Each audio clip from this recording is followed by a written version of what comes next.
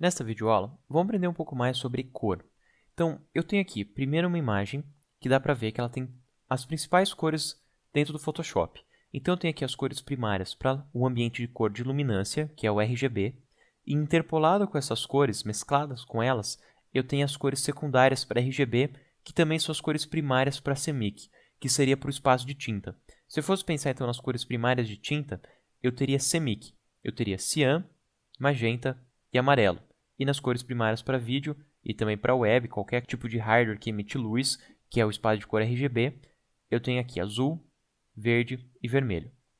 Se eu vir aqui no painel Info, conforme eu vou passando meu mouse sobre essas informações, eu consigo ver, por exemplo, aqui onde é vermelho, que o meu Hue é 0, minha saturação é 100 e o brilho é 100.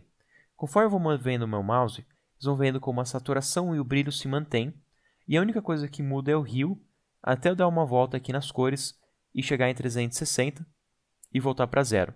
Então, o mapeamento de Hue, de matiz de cor da minha imagem, ele vai ser aqui entre todas essas informações de HSB, eu passando aqui sempre o meu mouse, eu vou vendo que o meu H vai mudando, que é a matiz. Então, as cores são definidas pela matiz.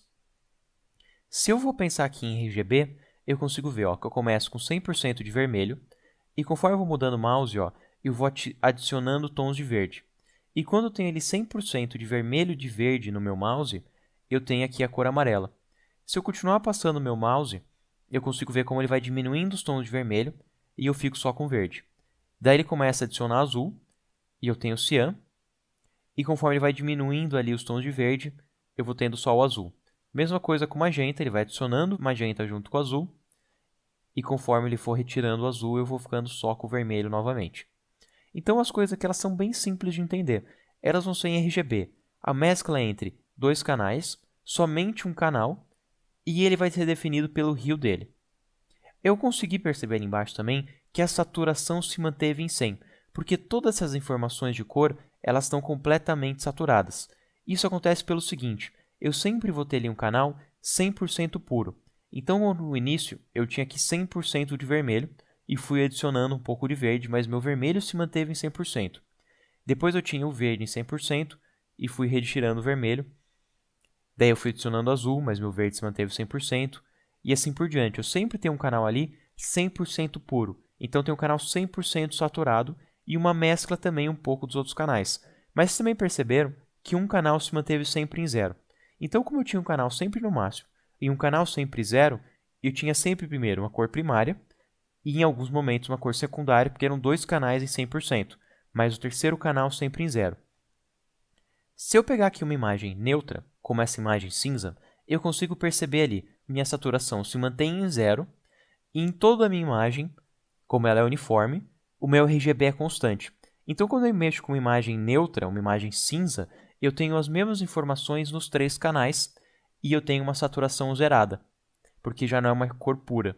Se eu vir aqui nesse tom de cinza, ele vai abrir aqui o Color Picker. Eu vou deixar aqui meu Color Picker no modo de Hue. Eu consigo ver aqui na direita a matiz de cor e na esquerda a diferença entre mais escuro e mais claro, mais saturado e menos saturado. Quanto mais saturado, mais pura vai ser minhas cores. Quanto menos saturado, mais neutro. E eu vou vendo aqui que independente do tom de cinza que eu escolher, sempre o meu RGB vai ser constante. Eu até vou fazer o seguinte, em vez de deixar aqui a prioridade como matiz, eu vou deixar a prioridade aqui como saturação. E aqui o que eu vou ter a diferença aqui vai ser o Hue e o brilho. Se eu colocar aqui minha saturação no máximo, eu consigo ver como eu passo aqui por todos os hues diferentes e o brilho é escuro e claro. Independente do quanto de brilho que tenho, eu continuo tendo imagem, mas eu tenho aqui um máximo de brilho que não chega até branco. Mas conforme eu vou diminuindo a saturação e eu vou deixando aqui todos os tons neutros, os tons todos vão ficando cada vez mais próximos até eu chegar em branco, que são todas as luzes ao mesmo tempo. Então, quando eu tenho todas as luzes, todos os meus RGBs ao mesmo tempo, eu tenho branco. Se eu fosse pensar em CMYK, que é tinta, eu tenho uma ausência de tinta. Quando eu não tenho nenhuma tinta, eu tenho branco. E quando eu tenho todas as luzes, eu tenho branco. Quando eu venho aqui para o oposto, que eu tenho preto, preto também não é um tom saturado. Eu tenho aqui todos os números de luminância iguais em RGB e todos aqui bem altos em CMYK. Aqui eu não tenho 100% de preto em CMYK. Eu posso vir aqui e deixar o K em 100, amarelo em 100, magenta em 100 e cian em 100. Eu consigo ver aqui ó, que meu RGB está bem próximo. Na verdade, eu tenho aqui puxado um pouco para o vermelho, mas são 3 pontinhos só. Mas eu tenho aqui meu CMYK no mais escuro possível. E eu consigo ver aqui como o meu brilho está bem próximo de 0. Deixa eu puxar ali para baixo, agora meu brilho está em 0. Meu RGB está em 0. E a minha saturação nesse caso, ó, ela está marcada como 100. Isso porque na hora que eu estava brincando com as tintas, eu puxei ali para o vermelho. Lembra que eu tinha um pouco mais de informação no vermelho? Então ele marcou aqui a saturação. Mas sempre que eu estou trabalhando aqui com um tom próximo de preto e de branco, normalmente eu tenho uma saturação zerada ou próxima de 0. Então a gente já conseguiu perceber duas informações ali diferentes, que vão ser a saturação, que é o quão pura que as cores são, que normalmente você vai ter um canal no máximo e um canal próximo de 0. E daí você vai ter as cores primárias e secundárias bem saturadas. E conforme ele vai ficando mais neutro, eu tenho um tom mais próximo de cinza.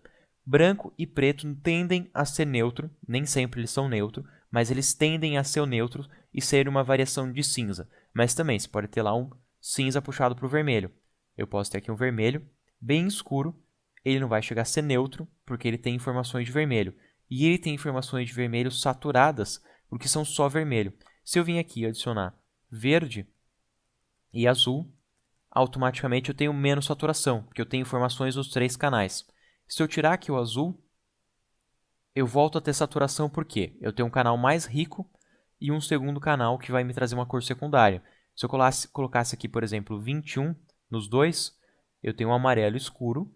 Ele é saturado porque ele é próximo de amarelo, é uma cor secundária, mas ele não tem nos 3 canais. Conforme eu vou adicionando o terceiro canal, eu tenho ele menos saturado. E se vão vendo já com uma bolinha aqui, ó, ela vai viajando em direção ao cinza, porque ela vai ficando cada vez mais neutra. E quando aqui fica tudo 21, eu tenho aqui 100% neutro, então eu não tenho mais saturação. No próximo, a gente vai ver aqui o brilho. O brilho é a diferença entre branco e preto.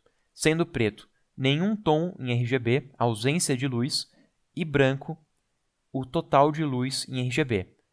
Nesse caso de preto e branco que eu estou usando, eu tenho aqui um preto e branco sem saturação, então ele é 100% neutro. E o rio está em 0. Esse rio poderia ser qualquer rio. Se eu vim lá na minha imagem e alterar cada caixinha de cor do meu gradiente, eu posso puxar ele aqui para qualquer rio. E isso vai ser indiferente porque ele vai continuar sendo preto.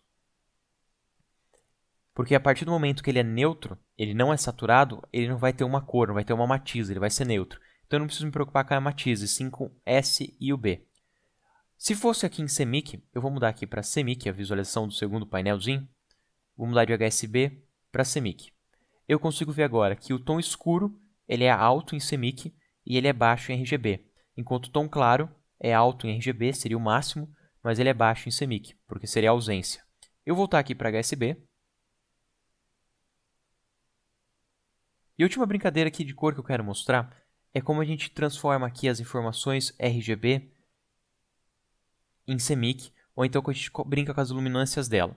Eu tenho aqui ó, vermelho, verde e azul, todos eles puros. Se eu der um duplo clique, eu consigo ver aqui as informações, ou se eu vir com o mouse em cima, eu consigo ver ali as informações. Então, ó, eu tenho 0 graus, que é vermelho, 100% saturado, 100% de brilho, em RGB só tenho vermelho.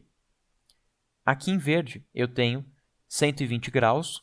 Se você for pensar que um círculo de cores tem 360 graus. RGB é uma tríade, você tem os 3 tons principais e primários. Então, eu tenho 120 graus e o próximo eu tenho 240 graus. Todos eles 100% saturados, 100% de brilho. E eu consigo ver lá no canal também que ele só tem aqui 100%, 255 tons, que é o máximo em 8 bits, de azul. Se eu vir aqui nessa primeira imagem e eu mesclar com a imagem de baixo, para eu fazer a mescla, eu vou mudar aqui para Screen. E eu vou clarear o verde usando o vermelho. E eu tenho a cor secundária, que é amarelo. Eu consigo ver aqui nos canais ó, que eu tenho vermelho e verde em 255%. E em vez de estar em 120 graus, eu estou em 60 graus. Que vai estar entre a tríade de RGB, entre os 120 graus. Eu vou vir aqui agora, desligar o vermelho, deixar o verde ligado, mudar ele aqui para Screen. E eu tenho Cyan. Eu tenho aqui verde 100% saturado, azul 100% também, os dois mesclados e 180 graus, 120 mais 60 graus. Agora, por último, eu vou acender o vermelho e o azul E eu tenho magenta, máximo de vermelho, máximo de azul e 300 graus, que vai ser lá 240 mais 60 graus. Se eu acender os 3 tons de cor, eu tenho ali branco, que vai ser os 3 tons ao mesmo tempo.